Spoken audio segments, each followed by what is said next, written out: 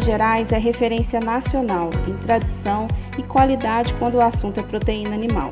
Mas sabemos que, para manter essa excelência e crescer em um mercado cada vez mais competitivo, a informação estratégica é a nossa melhor ferramenta. Está começando agora Hora do Sinduscarne, o podcast da indústria da carne em Minas Gerais. Olá, Sinduscarne, tudo bem? Meu nome é Tatiana Santos, sou coordenadora aqui do Sinduscarne e hoje a gente está mais em um episódio do nosso podcast, Hora do Sinduscarne, o podcast da indústria da carne em Minas Gerais. E hoje, no nosso novo episódio, vamos falar sobre um tema muito importante e delicado, convenções coletivas de trabalho. E para isso, nós convidamos o nosso parceiro e amigo, Dr. Rodrigo Faria, que é da Faria Kids Associados, é nosso parceiro, participa com as nossas empresas aqui no Sinduscarne, atende as nossas empresas nas partes trabalhistas, regulatórias, tributárias, é um escritório de advocacia aqui do estado de Minas Gerais. E é também parceiro das indústrias de carnes aqui também. Então hoje eu dou boas-vindas aqui ao nosso amigo Rodrigo e ele vai fazer uma breve apresentação do escritório para vocês. Seja muito bem-vindo, Dr. Rodrigo, no nosso podcast. Gostaria muito que você se apresentasse, falasse um pouquinho do que é o escritório de advocacia de vocês, né? Para os nossos associados, para os nossos ouvintes aí. Seja muito bem-vindo. Obrigado, Tati. Gostaria de agradecer a você e ao Sinduscarne pelo convite. É um prazer imenso estar aqui falando das indústrias de carne. Bom, o nosso escritório está aí no mercado já há 19 anos e todos esses 19 anos atendendo de forma muito forte o mercado de carnes. Eu estou aqui no sindicato, já negociando para o sindicato e dando assessoria para o sindicato há mais ou menos aí uns 15 anos já, talvez. Nós atendemos também associações do setor e várias empresas do setor. Somos especializados no setor de carnes, atuamos na parte civil, trabalhista, regulatória, tributária e, na verdade, tudo que as empresas precisam. Tá? Estamos à disposição de vocês. Vamos aí bater um papo hoje sobre um assunto muito delicado e muito importante, que é a convenção coletiva de trabalho. Né? E estamos à disposição de vocês para a gente conversar sobre isso. Doutor Rodrigo, antes da gente começar a falar sobre os detalhes da convenção coletiva de trabalho aqui do nosso estado, a gente precisa entender, afinal de contas, o que é uma convenção coletiva de trabalho e o quanto ela é importante para as nossas empresas associadas. Excelente pergunta, Tati. Acho que é um excelente ponto de partida para a gente começar a entender como é que funciona esse universo. A convenção coletiva de trabalho é um instrumento pelo qual o sindicato das empresas e dos empregados sentam, negociam e estabelecem normas específicas para aquele setor específico. É um instrumento que tem função e poder normativo. O que isso quer dizer? Ele estabelece, na verdade, regras que, em determinados casos, valem mais até que a própria lei. Tá? Então, é um instrumento muito importante que é fruto de uma negociação coletiva entre os sindicatos, das empresas e dos empregados e traz normas para aquele setor de forma específica.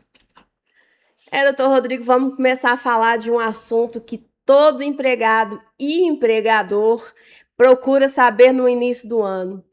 E aí? E o reajuste salarial deste ano? Como que funciona, doutor Rodrigo? Tati, a convenção traz várias previsões, mas é claro que o principal tema que todo mundo se interessa, tanto da parte dos empregados quanto dos empregadores, é de fato o reajuste. Tá? O reajuste, ele é fruto de uma negociação que parte sempre de um índice. Normalmente, a gente utiliza o INPC, que é um índice que é fruto de vários estudos econômicos. O INPC, em 2025, na verdade, que é a base de negociação, montou em 3,9%. Tá? A nossa Assembleia nos autorizou, nos deu uma autonomia para negociar até os 4%, que foi onde fechamos. Tá? Então, esse ano, o reajuste da categoria da carne do estado de Minas Gerais montou em 4%. Outro ponto importante é o piso salarial. Tá? Anteriormente, já há muitos anos, e é algo muito antigo na convenção, tínhamos 5 pisos, A, A1, B, C e D, que eram pisos extremamente obsoletos, que ninguém utilizava, com valores extremamente ultrapassados. Por uma demanda dos empregados e também das empresas, a gente eliminou esses pisos e simplificou muito a convenção para as empresas. Tá? A gente botou um piso único agora, que é o piso de entrada. Tá? Colocamos um piso de R$ 1.700, um pouco acima do salário mínimo, para também ajudar a captar os empregados para as empresas. Tá? Então essa foi uma novidade muito interessante da convenção. Eliminamos todos os pisos, deixamos só o piso único de entrada de R$ 1.700. E por fim, sobre esse tema, é importante falar sobre o retroativo. A convenção foi fechada em junho desse ano. Por quê? Porque esse ano a gente trouxe muitas reivindicações para o Sindicato dos Empregados, que a gente vai falar daqui a pouquinho, nossas conquistas. E isso travou um pouco as negociações. Esse retroativo deve ser pago em 2 parcelas, mas tem uma situação muito interessante. Porque esse retroativo é pago em forma de abono. O que isso quer dizer? Não tem incidência de 13º, de férias, de fundo de garantia e principalmente de contribuição previdenciária, ou seja, não incide INSS. Esse abono tem natureza indenizatória. E isso é um ganho muito grande para as empresas, que pagam menos, os empregados recebem mais e todo mundo sai ganhando. Então, Rodrigo, e o abono por tempo de trabalho? Como que funciona? Tati, mais uma vez, essa é uma excelente pergunta. Esse abono a gente chama, na verdade, de triênio. Tá? A cada 3 anos, os empregados têm o direito a um percentual de 6% do salário em forma de abono. O que isso quer dizer? Anteriormente, até salvo engano, 2025, 2024, esse abono tinha natureza salarial. Era um valor de 5% só, mas sobre ele incidia 13º, férias, fundo de garantia, INSS, e isso ficava muito caro para a empresa e o empregado também recebia menos. O que a gente fez? Foi em 2023, salvo engano, perdão. A gente aumentou esse percentual para 6%, mas retirou a natureza salarial. Agora ele tem natureza indenizatória. O que isso quer dizer, Tati? Quer dizer que o empregado recebe 6%, ou seja, recebe mais, e a empresa paga menos, porque ela não paga sobre isso INSS, 13º, férias e fundo de garantia, ou seja, todo mundo saiu ganhando. Houve um aumento de valor percentual, mas uma diminuição de pagamento, e para o empregado um aumento de valor recebido. Então, Rodrigo, jornada de trabalho é um assunto e um tema muito importante e relevante tanto para o empregado quanto para o empregador. Fala um pouquinho pra gente sobre esse tema. Claro, Tati. De fato é um tema muito interessante, mas antes de entrar nele, eu gostaria só de lembrar sobre ainda o triênio, ele é cumulativo, tá, gente? Então, a cada 3 anos, o empregado acumula 6% e é bom ficar atento nisso para evitar passivos indesejados. Sobre jornada, Tati, a primeira coisa que é interessante falar são que as primeiras 2 horas extras, pela convenção e também pela Constituição, pela lei, são pagas a 50%, ou seja, com adicional de 50%. Além dessas 2 horas, esse adicional só para 70%. Mas eu gostaria de ressaltar o risco que as empresas que excedem 2 horas extras por dia correm. Correm riscos de serem multadas pelo trabalho, correm riscos perante o Ministério Público do Trabalho, com ações civis públicas, com danos morais coletivos, porque o máximo de horas extras que pode ser feito no dia são 2 horas extras por dia. Então, evitem isso, gente, para evitarem passivos indesejados. Sobre ainda a jornada, um tema interessantíssimo é o banco de horas. Tá? O nosso banco de horas, na Constituição Coletiva, ele prevê até 180 dias de compensação. Ou seja, as empresas têm esse prazo para compensar as horas extras feitas. Um ponto interessantíssimo que foi trago agora pela nossa Convenção Coletiva, este ano, foi uma conquista nossa, foi a previsão de possibilidade de compensação de jornada, ou seja, de banco de horas, em ambiente insalubre. Ou seja, empregados agora que trabalham em ambiente insalubre podem fazer banco de horas, o que antes não era permitido. Isso foi muito interessante, foi uma conquista enorme para o setor que trabalha muito no frio como a gente. Tá, e 12 por 36, como que funciona? Interessante também, Tati. Foi uma grande conquista também que a gente trouxe. Por quê? Anteriormente, até o ano passado, somente algumas funções muito específicas poderiam trabalhar 12 por 36. Portaria, limpeza, e agora não. Agora isso foi trazido para o campo irrestrito. Ou seja, todas as funções em indústria de carne podem trabalhar hoje em 12 por 36. Por exemplo, fatorista, aqueles que trabalham aos domingos, aos sábados, que é uma função também que era muito requisitada para esse tipo de jornada também podem fazer. E isso foi muito interessante para a gente. Então foi uma nova conquista que a gente trouxe também para a categoria esse ano. Então, Rodrigo, além da jornada, dos reajustes, a nossa convenção esse ano traz alguns benefícios para os empregados, não traz? Conta pra gente. Sim, Tati. Na verdade, são benefícios que já existiam antes, que vêm sendo atualizados de acordo com os índices também. Um deles é o lanche. Tá? Todos os empregados que trabalham em indústria de carne têm direito a um lanche, que é composto por café da manhã, por café, leite e pão com manteiga. Tá? As empresas que não fornecem esse benefício in natura, ou seja, do alimento em si, devem pagar aos empregados um valor de R$10,52 por dia de trabalho. Tá? Além disso também, aqueles empregados que trabalham em caixas de casa de carnes ou de açougues têm uma verba que chama quebra de caixa. Tem direito a receber o valor de R$ 138,16 por mês a título de quebra de caixa. Existe também a previsão do auxílio creche para aquela mãe que tem um filho nos primeiros 6 meses que o filho nasceu, também ela tem esse benefício também. Ok? Então esses são os benefícios básicos, as cláusulas econômicas, além dos reajustes dos pisos. Tá, Rodrigo. E as novidades? Tati, as novidades. Esse ano foi um ano de muito avanço para as indústrias de carne no que diz respeito às convenções coletivas. A gente teve aí umas 4 ou 5 sugestões às empresas quando a gente estava negociando, iniciando as negociações e levamos isso aos sindicatos e conseguimos muitos benefícios. O primeiro, Tati, é uma coisa que veio também sugestão de um associado muito interessante, que é o cartão mobilidade. O que isso quer dizer? Normalmente a empresa tem o dever de fornecer para o empregado o vale transporte. Se ele vai ao trabalho por transporte público, esse trajeto, ida e volta de casa para o trabalho, a empresa deve fornecer o vale transporte. Só que hoje em dia, gente, a sociedade mudou, as formas de locomoção mudaram bastante, né, Tati? E isso trouxe uma nova demanda. E o empregado que vai de carro, o empregado que vai de Uber, que às vezes mora um pouco distante, como é que a gente pode ajudar esse empregado e também a empresa? Criou-se, então, a possibilidade na convenção de, para o empregado que queira, também não é obrigatório, tá? A empresa fornecer um cartão mobilidade, que é um cartão que vai ter o mesmo valor que ele teria do Vale Transporte, com a mesma possibilidade de desconto de 6% do salário dele, só que ele pode ter esse cartão para usá-lo ou para abastecer o veículo, ou para pegar Uber. É um cartão que é para a mobilidade dele. E isso foi um benefício para as empresas e para os empregados, porque traz para ele uma opção nova e traz para a empresa também a opção nova dele chegar com mais mobilidade, com mais disposição para trabalhar. Tá? Esse foi um primeiro benefício muito importante. E é bom notar, ele não tem natureza salarial. Também sobre ele não incide nenhum encargo. Tá?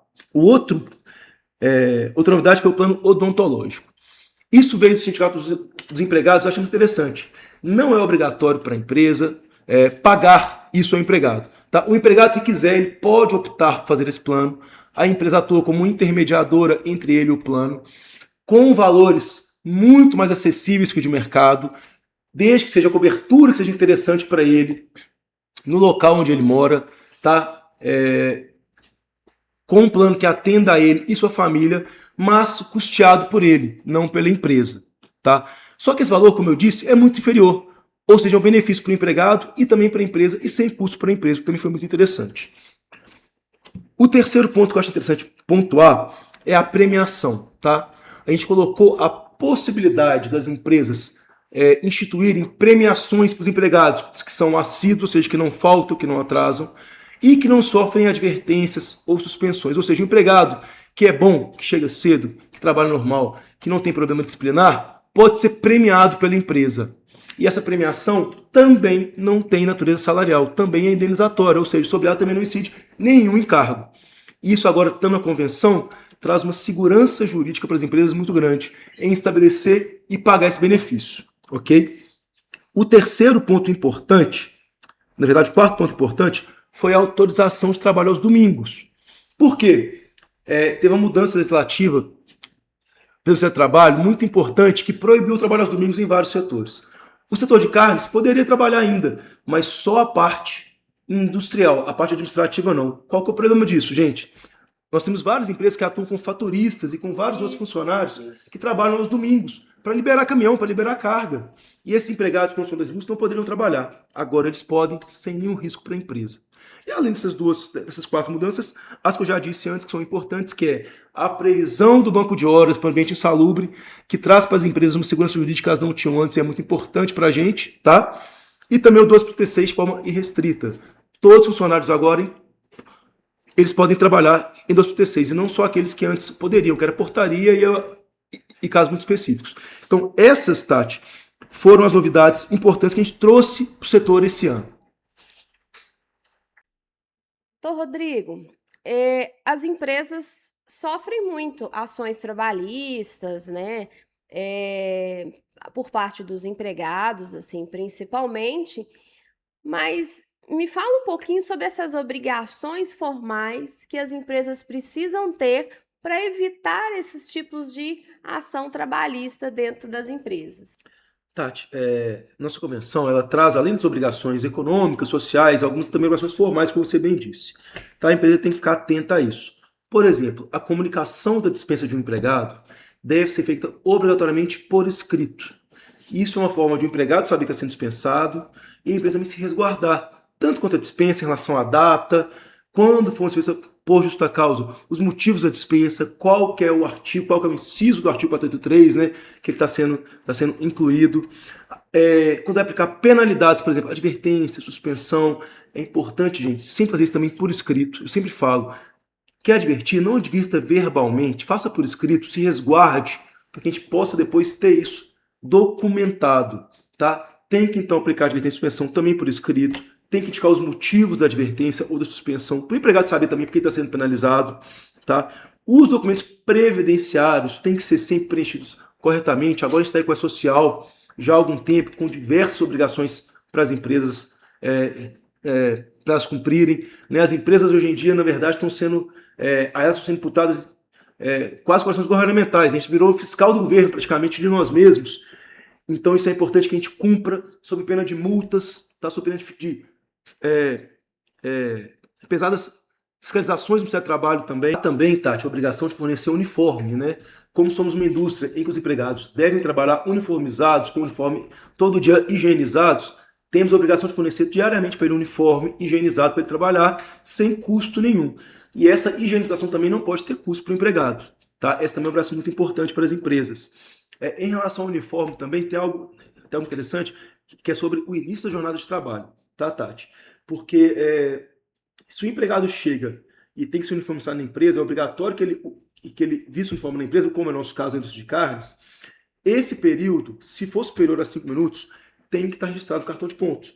Ou seja, se ele chega na empresa, ele tem que bater o ponto para depois se uniformizar. A não ser que esse período seja inferior a 5 minutos. Aí sim ele pode bater o ponto após se uniformizar. Isso gera muita ação trabalhista, gente. É um ponto de contingência muito grande que deve ser observado, tá? Verifique na sua empresa como é que funciona esse registro de ponto do início. Se é antes ou após a uniformização, e se for antes, quanto tempo, se for depois, na verdade, quanto tempo que ele gasta. Se for menos de 5 minutos, ok. Se não, mude isso a sua empresa para evitar contingência.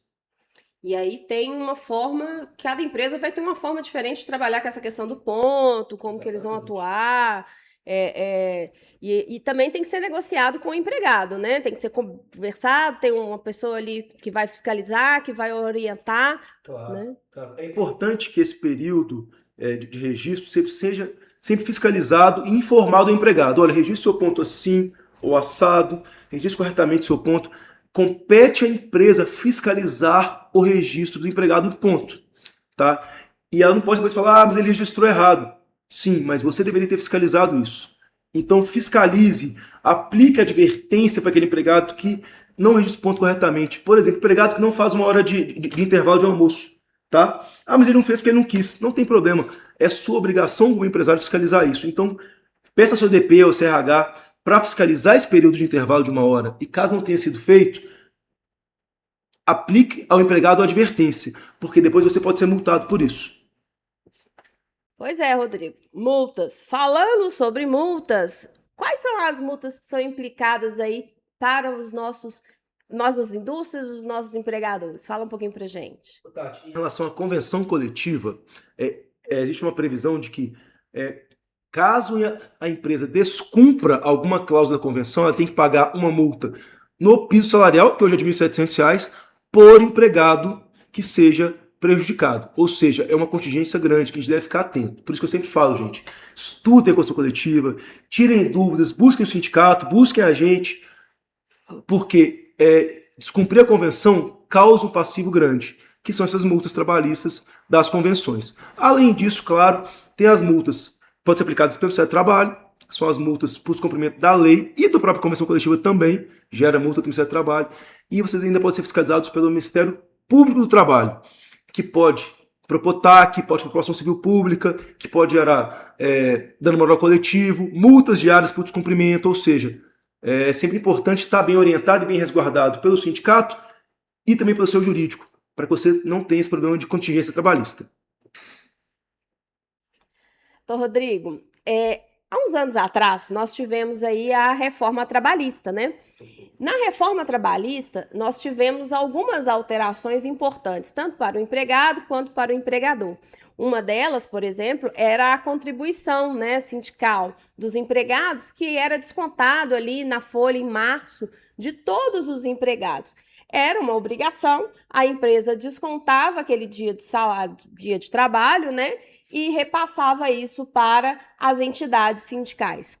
E me fala um pouquinho como que ficou essas contribuições, como que elas são vistas hoje, tanto pelos sindicatos trabalhadores quanto pelos sindicatos patronais, né? E os empregados, o que eles precisam se atentar em relação a essas contribuições, por favor. Tati, mais uma excelente pergunta e a gente tem que nesse ponto deixar claro que são duas situações diferentes. A contribuição sindical, que era o antigo imposto sindical, era obrigatória e compulsória. Ela não era fruto de negociação, era fruto de lei. Essa contribuição existe? Existe, mas ela caiu em desuso, porque agora só paga quem quer. E, obviamente, ninguém quer pagar contribuição para o governo. Então, essa contribuição agora caiu em desuso, mas existe, e já existia antes também, a contribuição assistencial ou negocial. Essa, sim, fruto de negociação. Ela tem força normativa da convenção coletiva. Tá? Existe, então, na nossa convenção coletiva a previsão da contribuição laboral, ou seja, os empregados, tá, pagam ao sindicato dos empregados algo em torno aí de 5%, na verdade, em duas parcelas de 2,5%, limitadas a R$50. Basicamente isso. Tá? É importante dizer que esses empregados têm o direito de se opor em 10 dias do primeiro desconto. Ou seja, teve o primeiro desconto, ele pode ir ao sindicato e se opor ou qualquer outro meio idôneo. Tá? Gente, mas eu gostaria de deixar uma coisa muito clara para vocês aqui. Essa oposição é um ato exclusivo entre o empregado e o seu sindicato.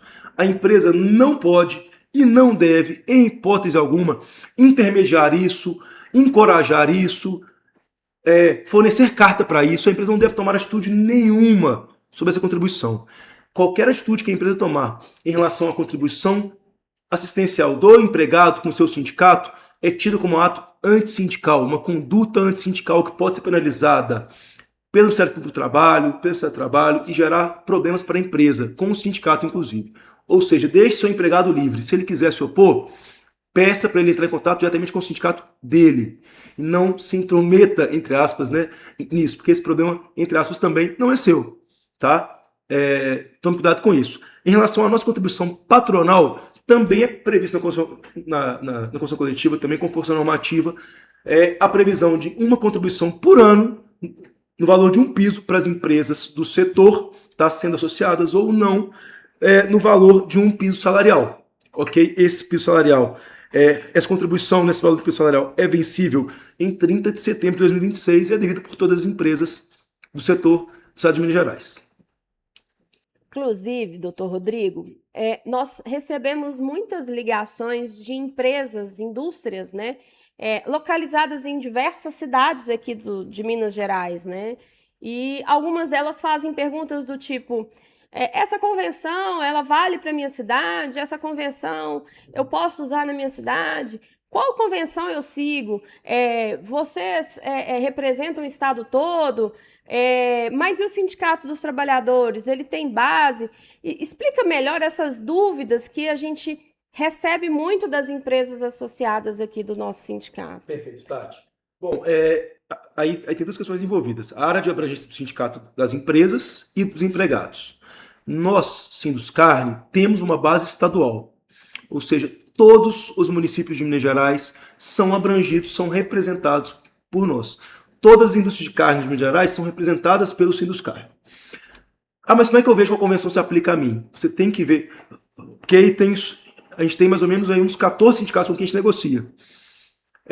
Uns fecham, outros não, por algumas questões negociais, mas a maioria fecha. O que eu sugiro? Pegue a convenção e veja, porque ela tem uma cláusula, salvo engano, a cláusula segunda ou terceira, está lá da base de abrangência.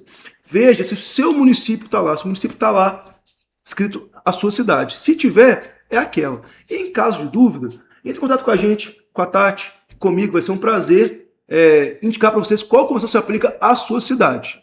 E caso não tenha convenção firmada, porque às vezes não fechou, porque o sindicato não nos procurou, vai ser um prazer também procurar esse sindicato da sua cidade, os empregados, para que a gente possa negociar com eles e fechar uma convenção que te atenda e que te ajude também nesse sentido.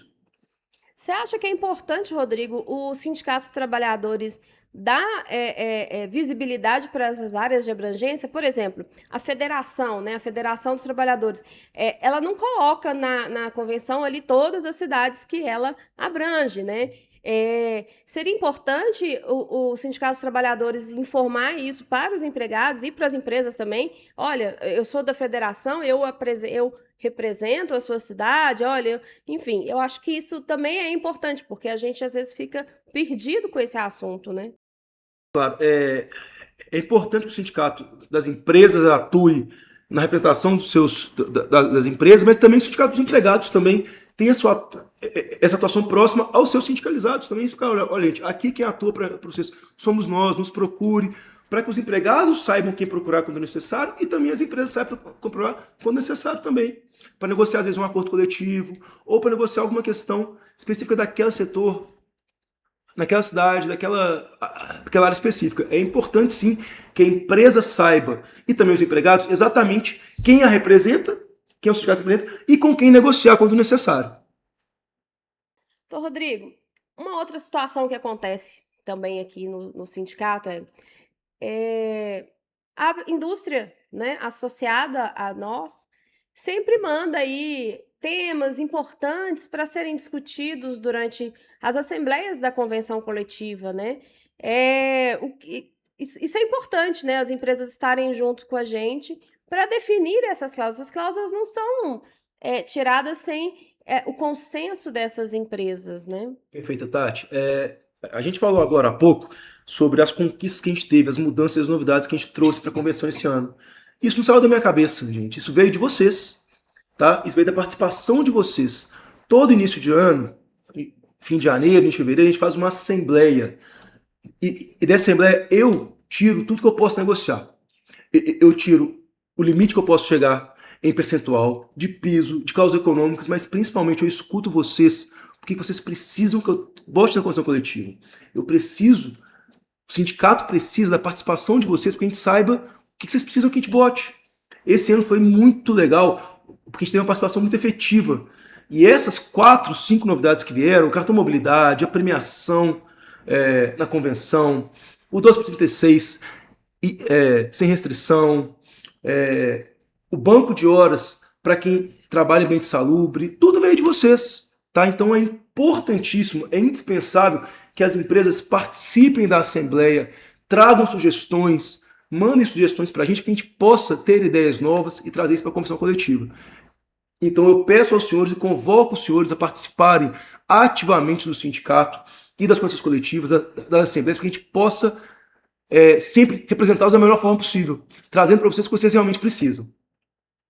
Isso mesmo, Rodrigo. É importante as empresas entenderem também que nós somos o sindicato que representa as indústrias frigoríficas dentro do estado de Minas Gerais. Nós representamos a indústria frigorífica de carnes bovinas, suínas e pescados, e entre outros. A única que a gente não representa é aves, porque tem um sindicato específico de aves.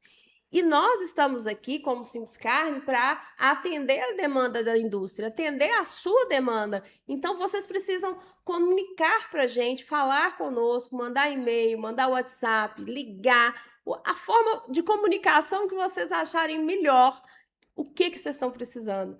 o que é importante a gente discutir nas nossas assembleias, o que é importante a gente discutir com os órgãos fiscalizadores, com o governo do estado. Nós precisamos do apoio das indústrias para que a gente possa atendê-los da melhor maneira possível. E nós temos parceiros maravilhosos. Nós temos o Rodrigo, junto do escritório de advocacia Faria Kids, que está aqui exatamente para atender vocês.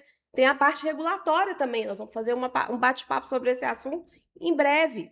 Então, venham com a gente, estejam juntos, participem, fiquem de olho nos e-mails, que a gente sempre encaminha aí a data da nossa assembleia. É um assunto que a gente fala muito agora, né? Tem sido debatido. Nós, inclusive, fizemos um evento no início do ano falando sobre ele. NR1, doutor Rodrigo, NR1, ela veio aí com uma proposta desafiadora, principalmente para as empresas, né, para as indústrias.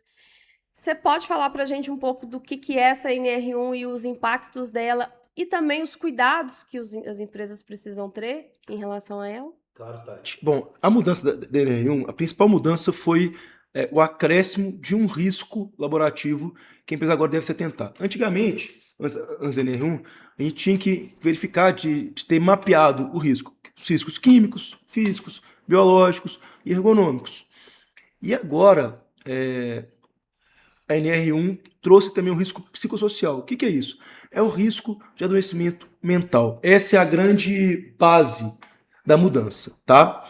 Quais são, então, as novidades relevantes?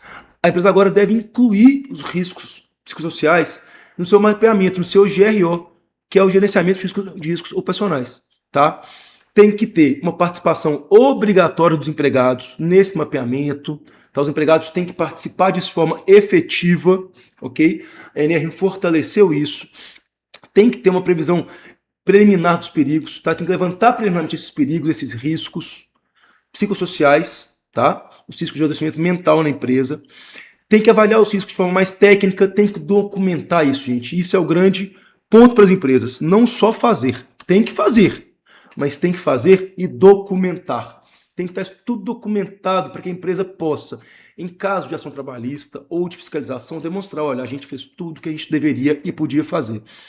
E agora traz também a necessidade de ter um plano de ação sobre esses riscos psicossociais bem definidos, com responsáveis definidos, prazos definidos, ações definidas, e tem que ter uma integração muito grande hoje em dia, gente, entre a equipe de SST, Saúde e Segurança do Trabalho, o RH, as lideranças, o jurídico e a diretoria, porque todo mundo agora trabalha em conjunto, Tati, para prever, mapear e eliminar esses riscos, tá?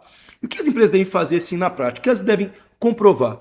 Deve comprovar que teve reuniões, que teve pesquisa de satisfação, que tem caixas para reclamações, treinamentos, participação dos trabalhadores de forma efetiva, acompanhamento dos resultados, as ações corretivas quando necessário, tá? E tem que, principalmente, gente, capacitar as lideranças, quem está na linha de frente com os empregados, tá? Isso tem que ser feito rápido, para ontem, porque é uma coisa que vai já ter problemas.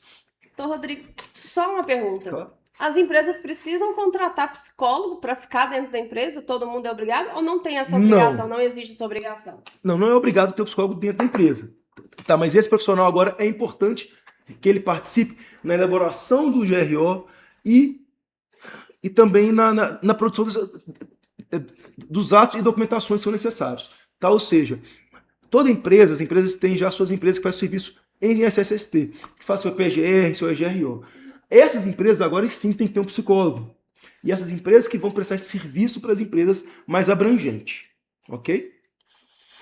Gente, a grande conclusão sobre a NR1 é que a empresa para de gerenciar só o ambiente físico de trabalho, ela passa a também gerenciar como esse trabalho é controlado, é organizado e o que isso gera em relação à saúde mental dos empregados.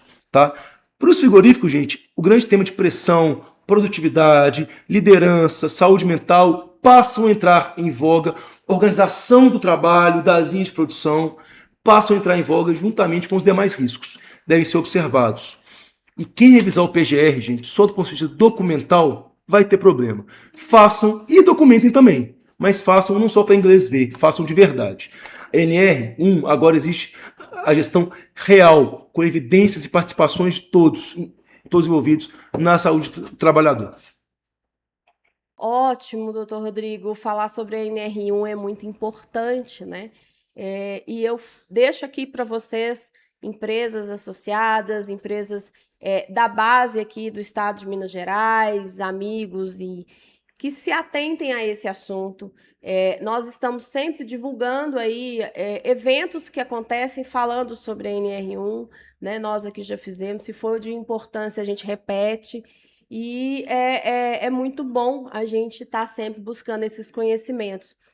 Doutor Rodrigo, uma mensagem que você acha importante e relevante para os empresários sobre a convenção coletiva, sobre os cuidados que eles precisam ter dentro das suas empresas em relação a todos os tipos de passivos trabalhistas que nós temos aqui hoje. Leiam a convenção coletiva, estudem a convenção coletiva, saibam das suas obrigações e também dos seus direitos. Porque às vezes tem um direito que você quer utilizar, não sabe se tem e está lá na convenção.